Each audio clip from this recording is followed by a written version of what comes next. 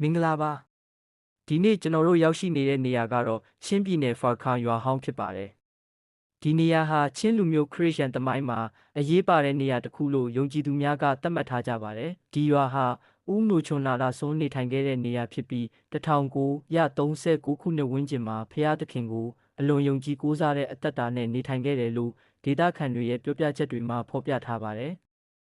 သူဟာယာဒုကုံတိတ်ခါကိုမလိုက်စားဘဲဖျားသခင်နဲ့သာပုံမနီးကပ်စွာအသက်ရှင်ဖို့ကြိုးစားခဲ့သူတစ်ယောက်လည်းဖြစ်ပါတယ်။ဦးနိုချွန်နာဟာတောအုပ်တွေနဲ့ကြောက်ကူတွေတဲကိုတွားရောက်ပြီးနေရောညပါဆူတောင်းရရှိပါတယ်။တခါတရံဆူတောင်းရင်အချိန်ကြာလုံးလို့မိသားစုဝင်တွေကထမင်းသွားပို့ရတဲ့အထိဖြစ်ခဲ့တယ်လို့ဆိုကြပါတယ်။အခုတင်မြင်နေရတဲ့ကြောက်တုံးကြီးကတော့ဒီနေရာရဲ့အထူးခြားဆုံးအမှတ်အသားဖြစ်ပါတယ်။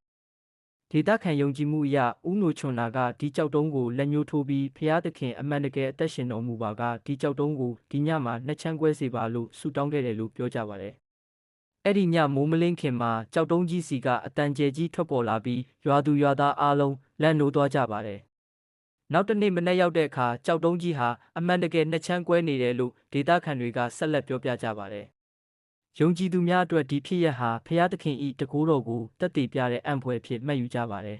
။ဒီနေ့အချိန်ထိလည်းအဲ့ဒီကြောက်တုံးကိုဒီနေရာမှာမြင်တွေ့နိုင်သေးပြီးအမတ်တရဆိုင်ဘုတ်တစ်ခုကိုလည်းစိုက်ထူထားပါတယ်